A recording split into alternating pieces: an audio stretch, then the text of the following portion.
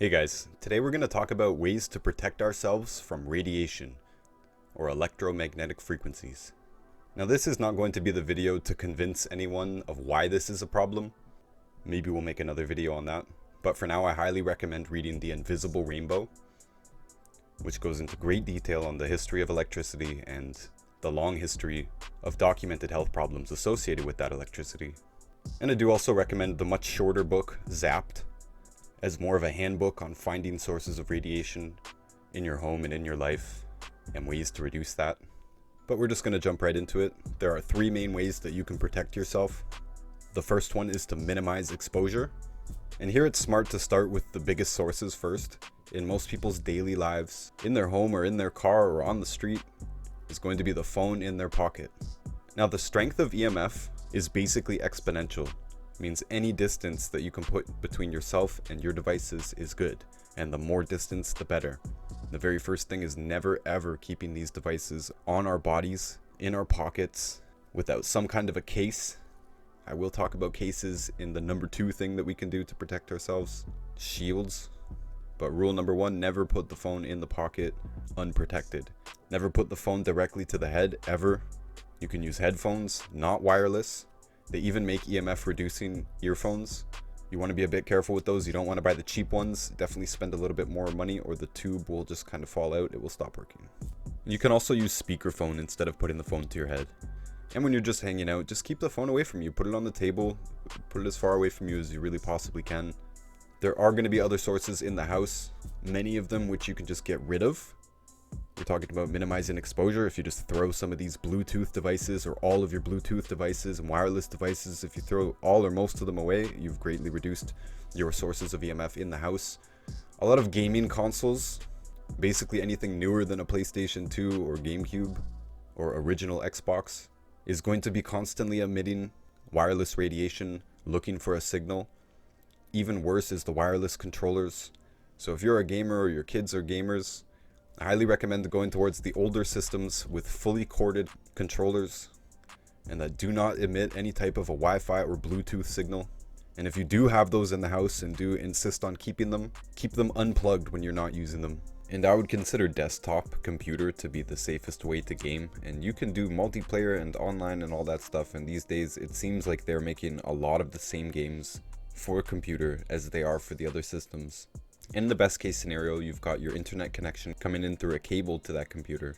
And even better is if the tower itself, in the case of a PC, is separated from you, or you have some sort of Faraday cage around it, or something metal between you and the computer. Other things I would be aware of to minimize exposure would be anything with a radiator, like a heated blanket or heated car seats. I would avoid those. And I live in a very cold place. I understand the luxury of the heated car seats.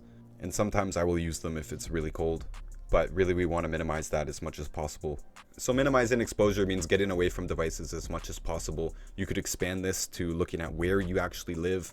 If you live very close to a cell phone tower or an electricity step down station or transfer station, or maybe you live above a subway line, those sources of radiation are so strong that you're really not going to be able to make a difference in your own house. And the unfortunate answer is that we do actually have to move. We have to get away from these things because they're not going to go away overnight.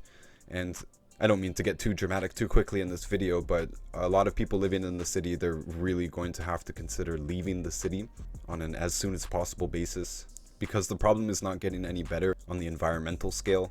Though we can reduce our major sources in our own lives, such as the cell phone. We can turn the Wi-Fi off at night. We can put a Faraday cage around our Wi-Fi to reduce the signal output. And we can even switch to cable-based internet. Most people, they will have an Ethernet connection coming out of the wall, going into a Wi-Fi router. Whereas you can split that cable, connect your computers. You can even connect your phone with an Ethernet adapter. I do that for my morning messages. I have to answer a whole bunch of messages basically every day or it gets out of control. I do that in the morning, and when I'm sitting there doing all those messages on my phone, I have it plugged into the Ethernet adapter and the Wi-Fi turned off. And of course it's on airplane mode and has the data and Bluetooth turned off permanently. Might as well bring this up. I do have a video called How to Live Without a Cell Phone Bill. And I do strongly recommend this, both for the action of minimizing the EMF exposure and also on the larger political scale of having EMF reduced is going to have a lot to do with the telecom companies and getting rid of my phone bill is one small protest that I can do, and encouraging others to do the same is a little bit more effective. Now, that conversation will almost never happen if you don't have a reason to bring it up. One excellent reason to bring it up is that you don't have a cell phone bill. I highly recommend watching this video, learning how to live without a cell phone bill. You can do it. It can save you money. It can reduce the EMF output from your phone, because each one of those functions on your phone is putting out a different signal. When airplane mode is on, that means it's no longer looking for a mobile service signal. That's just your regular cell phone signal. It's no longer putting out a signal looking for a tower, because the tower is putting out a signal looking for your phone, and your phone is putting out a signal looking for the tower, looking for the Wi-Fi, looking for the Bluetooth devices. So when you turn all of these functions off, now the phone is still bad. You still should not put it in your pocket or to your head or keep it in your lap, but the harm is much reduced by not having those signals going out. Next, let's move on to shields. Shields is the second thing that we can do to protect ourselves from EMF. Number one, we can minimize the exposure, but number two, any of those devices that we have kept around, such as our cell phones, we can strategically use shields. Now, the cell phone is one of the easier ones because many companies sell metal cases or silver lined cases, and they actually make clothing as well, so let's talk about these in the same sentence. I know several of these companies now, and several of them have sent me sample products because I run the Instagram account all about cell phone towers called Transcend Towers. So I have tried a bunch of them out. Some are better than others. I really like the company Spiro Gear because the fabric is really nice. Some of these other ones, it feels more metallic and it looks more silver, which is not very stylish in my opinion. I don't really want to wear silver clothes looking like I'm in a future movie or something. But the Spiro Gear looks and feels very much like regular clothing. And of course they do have phone cases. The phone case doesn't need to be as nice as fabric as the clothing, but it is nice to have a decent phone case. I've had a few of these now. Some of them are quite ugly and bulky, but I definitely recommend looking for one with at least a double lining of silver. And honestly, with today's output of cell phone towers, the strength of the signal or the type of the signal, these cases don't even fully protect a cell phone call from coming in anymore. They used to, but I do believe it's still greatly reducing it, especially if you turn some of those functions off already. And when you do have to go out, if you do need to bring your phone with you, you can keep it in the phone case and then in the purse or even in the pocket if you need to, because you've got that layer of protection now. And by the way, one of the things about not having a phone bill anymore, one of the things I actually like about it is that I don't have to take my phone outside. If I'm going out to the grocery store or something, I don't need my phone with me.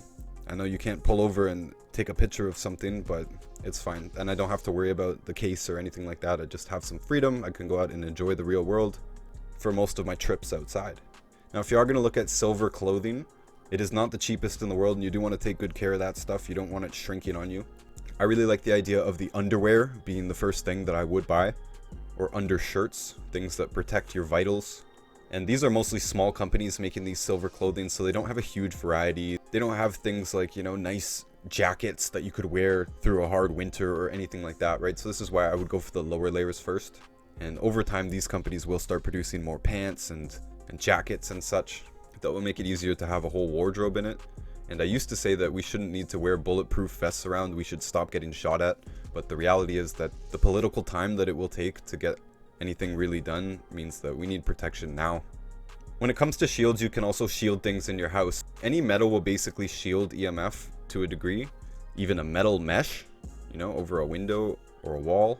Foil, aluminum foil, tin foil, baking sheets, and they even make EMF protecting paint, which is quite a bit more expensive than those other options, but it is an option. Now you can identify sources of EMF in your house. The easiest way to do it is with an EMF meter, but a decent EMF meter is kind of expensive. You're going to be paying about $350 or more, and a lot of people buy them and kind of only use them once or for one day or 1 week until they found all the sources around them in their daily life, and the meter kind of sits in a drawer. So if you know somebody with a meter, you can call them and ask them to use it, or ask them to come by and help you find these sources. You can probably, depending on your country and county, you can probably call your local fire department, and they will probably send a firefighter over for free with a really good meter to help you find sources of EMF in your home. An electrician might do it for free as well, but that's much more likely if you know them personally, because this job doesn't take very long. They don't have to fix anything or buy any parts. Now, this is especially important for sources coming in from outside. So if you are living within distance of a cell phone tower or something like that, you might have one wall in your house or one corner of one wall that has a really strong beam, so to speak, coming in. You can identify that. You can block that corner out or that wall out with mesh or foil or EMF paint. Now you can also do this on the opposite walls of things like refrigerators, microwaves, electric stoves, electric heaters of any kind, smart meters, anything like that, where you might be spending time on the other side of that wall where this device sits. You can block that wall. I put several layers of foil behind my smart meter, and I put a bookshelf in front of that, and I can go on living my life, and I don't feel any harm from that coming in. A refrigerator or a freezer is a major neglected source of EMF, and again, it's very common for a refrigerator or a freezer to be on the other side of a wall of where someone sits. Maybe it's their living room or a bedroom. So you definitely want to block one of those sides of that wall adjacent to the fridge or freezer. Now I want to mention here that when you create a metal room, frequencies will also bounce off it from the inside. So we don't want to coat everything. We don't want to cover the house in tinfoil. That's not the point here. We want to block the few key points where EMF is coming in from the outside, and we want to block other rooms from big time emitters like refrigerators. But especially when we're in a vehicle, we should be conscious that all the signals that our phones are giving out looking for cell phone towers and Bluetooth devices, these are all sort of being trapped inside the car because the car is acting like a Faraday cage. So one great strategy, number one, you should have the phone in a case or not on you at all when you go outside, is a good option. But if you do have the phone on you, it is best to turn off all of the signals so that it's not sending anything out when it's inside the car with you.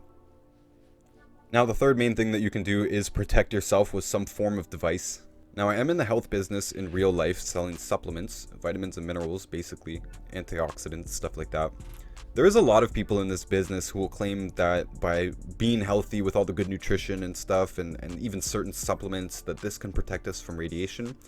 And though it is true that certain plants, for example, do absorb radiation at a higher rate than other plants, people will particularly say things like aloe, they'll say put an aloe plant by your Wi-Fi or something like that.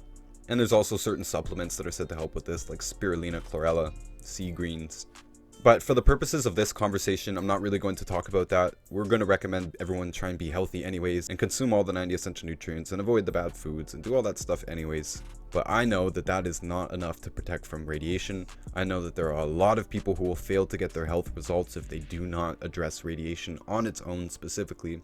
And even further than that, we have so many people who have come to us and only purchased the protection devices, and maybe they've done a few of these other things like minimize exposure and shield sources, maybe, I don't know, but I do know that they purchased devices and they got a health result. Often that health problem is in a category that I would call completely nutritional, but if the EMF is affecting their blood, which we know it is, then those nutrients can't get to where they need to go.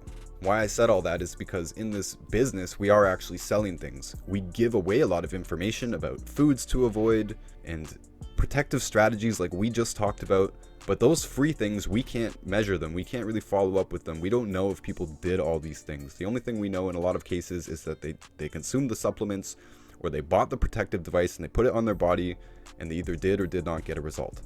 So now as we're talking about devices, I have to say that most of my testimonials have to do with the frequency tuning discs that we've been promoting for many years now. To me, they are the single cheapest and most effective EMF protecting device, and every single human being and pet, in my opinion, should wear at least one on their body. I personally wear 4, and right at this moment I'm wearing 6. That is 2 on a bracelet on both wrists and 2 on an anklet. Normally we would say 4 is around the maximum. I just had an extra bracelet, so I'm wearing it. But these things are much cheaper than other similar devices, and we've tested them over many years with many people and animals, and I've seen nothing outperform the frequency tuning discs, either in price or effectiveness. Now we've tested pretty much every bracelet and ion and magnet and all these, everything that you can think of, we've tested it, and very little comes anywhere near the value of a frequency tuning disc. First of all, we'll have a sign up, something to grab their attention so they come in and talk to us, and when they ask about what it is that we're doing, we'll ask if they have any pains anywhere, and we will ask if they want to see a demonstration of what the disc does. Now if they say they have any pains anywhere, our strategy is to actually tape one of those discs to them in that spot of their pain, and then keep talking to them. And it's actually a good chance that their pain will go away within the few minutes that we have to talk to them, and we'll use that as a selling point. Assuming that, of course, whatever benefit they get from the disc is going to be much greater over time than it will be in a few minutes. But it is fantastic that we usually can see results within a few minutes.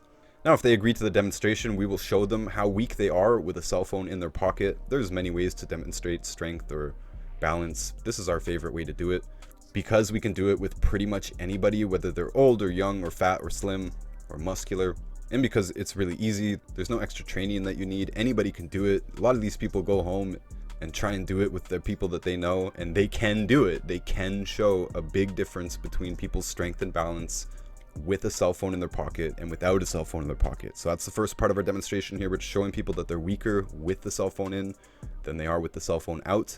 And then we go ahead and we put the cell phone back in their hand or in their pocket, and then we'll add a frequency tuning disc either to their wrist or underneath their shoe, which shows that it's not conductive, by the way. It's not conducting electricity through a rubber sole or through a steel toe boot. But we'll introduce a disc, and they have their phone back on them, and we'll show them that they are stronger now, even stronger than they were without the phone, because they have been enhanced by the frequencies that are embedded into that disc. And those frequencies are those found in our nervous system, muscular system, and skeletal system. Most similar devices that I'm aware of use the earth frequency to embed into their device. Now, we do show some sort of result with that, but it's nowhere near as strong as we get with the frequency tuning discs, and it's nowhere near as consistent. And when a frequency tuning disc is already present, we cannot see any clear-cut benefit by using the earth frequency on top of the frequency tuning discs. Sometimes we get subjective results, which I do. I have other things that I wear, and I have a subjective feeling that it's good, but I don't feel an extra physical benefit or have any proof that it's doing anything more than the frequency tuning discs.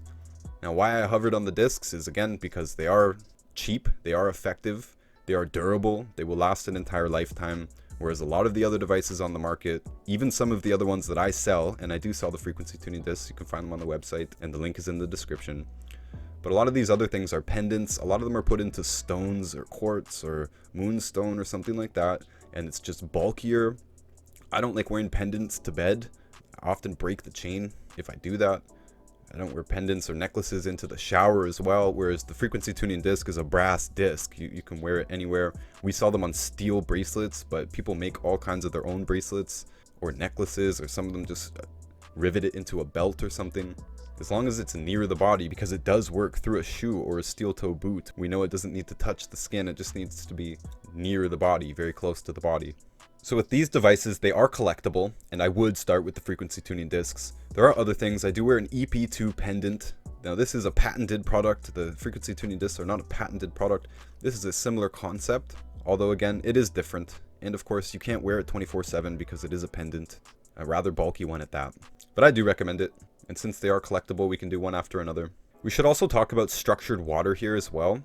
I know we're in the category of protection devices, and that I mentioned that I don't think nutrition is the key factor for protecting ourselves from radiation.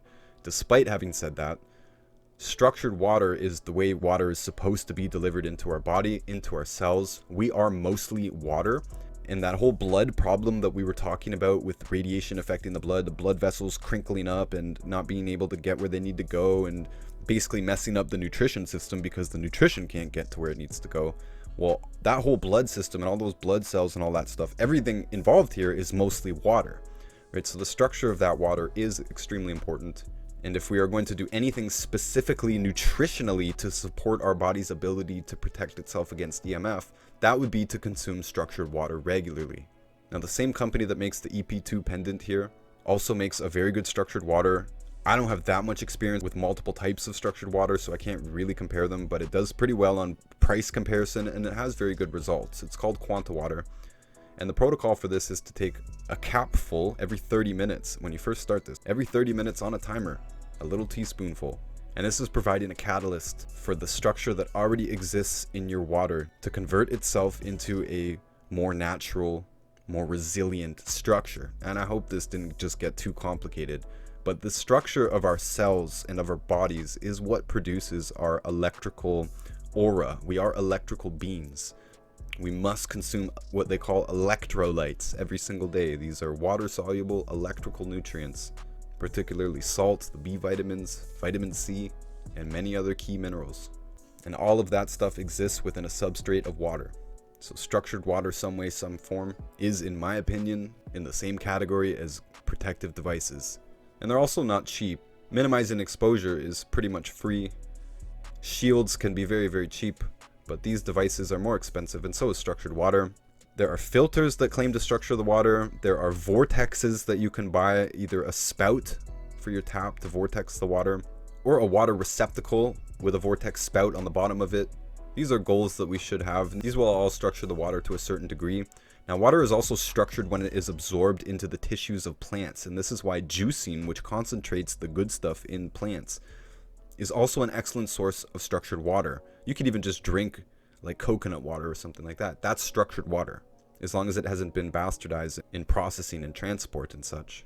Anyways, learn about structured water and try to incorporate that in your life. Next, you can buy things in the house. My favorite house device is a salt lamp, because they are pretty cheap as well, and you can put them all over the house. These will be emitting negative ions. Now, the bad radiation is made up of what they call positive ions. So the bad ones are called positive and the good ones are called negative. Now, salt lamps emit negative ions. So do oceans and beaches and forests and mountains. These are all good places to be, to surround yourself in negative ions. And grounding as well, we can put that in this category as well. Negative ions flowing up through the soles of our feet, either by walking barefoot on the earth or on rocks or on the beach, or even using a grounding blanket or grounding shoes, because these negative ions counteract the positive ones and neutralize them. They also pull particles out of the air, dust and irritants and stuff like that. Now, I do have a Schumann generator, which generates the Schumann resonance frequency. There's a lot of different opinions on this. I don't personally feel that much of a difference from it, especially because it's next to a big salt lamp. I definitely feel the salt lamp. I do not like it when it's off. I like to keep them on 24/7. But adding the Schumann generator hasn't really added much, in my opinion. And there are those who say that we really shouldn't be generating our own frequencies. It's okay to have things with frequencies embedded into them, or things that release negative ions into the atmosphere. But generating our own frequencies is basically risky business, and it's quite a complicated answer that I've gotten from many people, but that's the gist of it that I've got. So I don't know if my Schumann generator is good or bad, and I'm not going to recommend it here, but be aware that there are a lot of types of electrical devices that are marketed by putting frequencies into the atmosphere. I would stay away from those. I would look more towards the things that produce negative ions and the things that protect your body directly.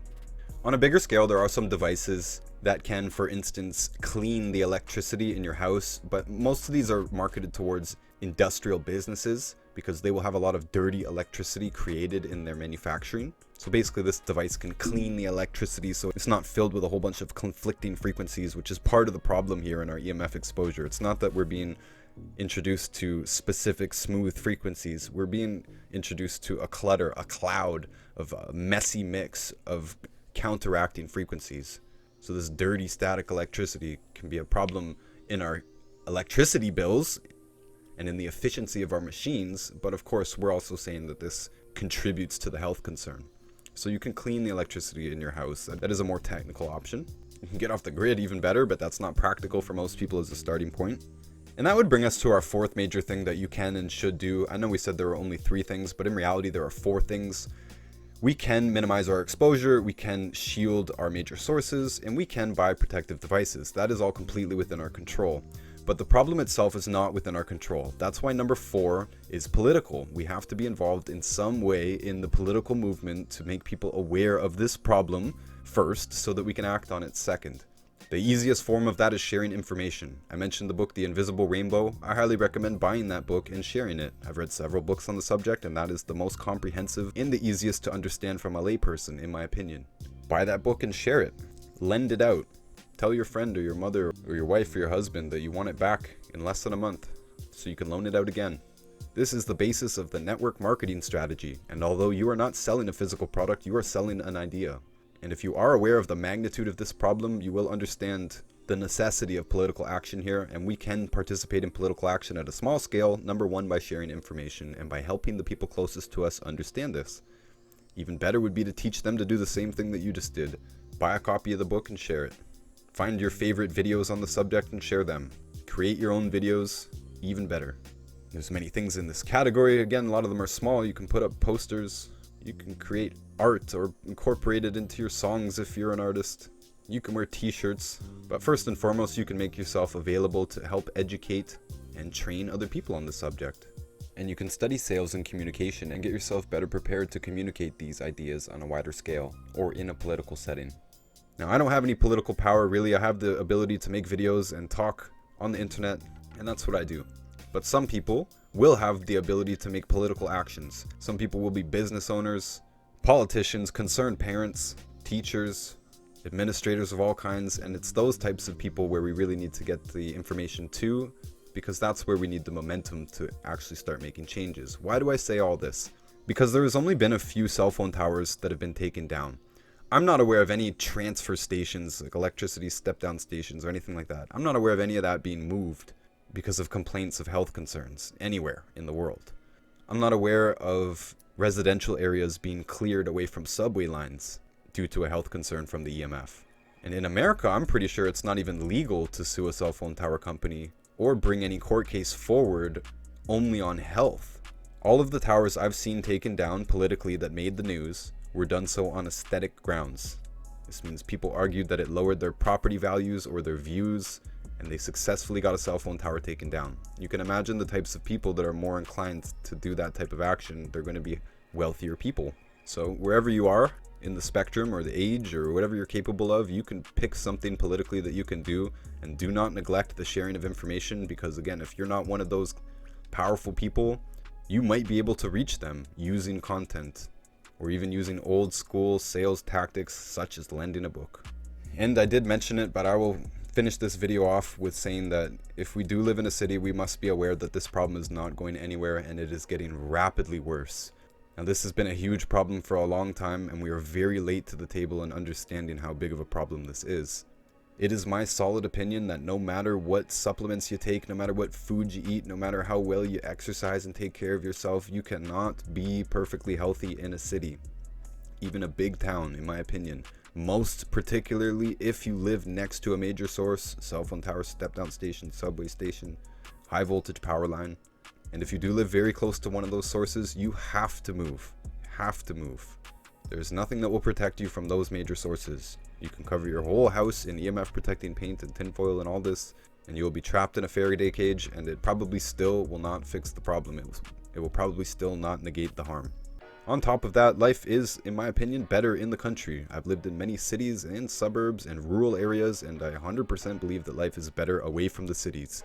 Now that I know about radiation and know that I am sensitive to radiation as well, I feel physically amazing out in the country. Living is cheap, there's no traffic, pretty much everything is easier. And I'll bet a lot of people who have lived in the city and suburbs their whole life have no idea how valuable actual peace and quiet can be.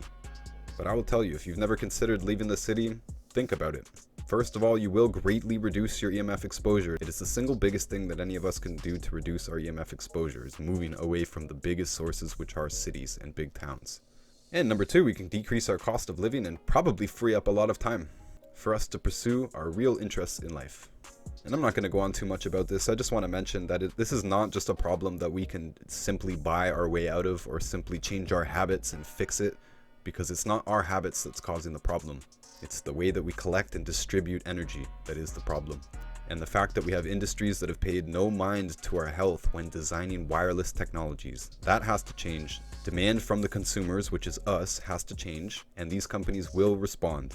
In several countries, cell phone companies do block the radiation going into the head of the user by putting a plate there.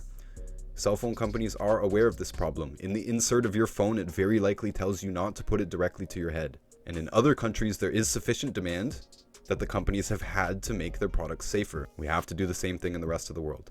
And since we are nowhere near that, the imperative is to share information about this and to do these things yourself so that you can be a good example. You can stand by these things in casual conversations and influence the people around you basically forever, because this is not something we're going to fix tomorrow. So that's pretty much everything I wanted to mention. Actually went longer than I expected to. These are the main things that we can do to protect ourselves, even though there are other things. This is enough to get started. So for today, that's all I've got. I appreciate you. Until next time. And definitely check out my book, Fake Diseases. It covers all of the major topics that come up, like birth defects, blood sugar problems, bone and joint problems, cancer, autoimmune problems, and more. And it's on Amazon for just $9.99. And the audiobook read-along version is free here on YouTube, and the link for that is in the description of this video.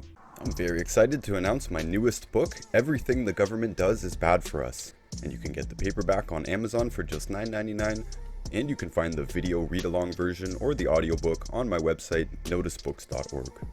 And all of my books, audiobooks, and links are available on my website, noticebooks.org. And for more health information, make sure to check out our YouTube or our Instagram. And you can actually message us there on the Instagram account and we will respond to every message. And if you want to see what is apparently my most controversial video that was banned from YouTube and BitChute, you can go to wagthedogtheory.com and view the whole uncensored version of the video. And I recommend downloading it if it is still there.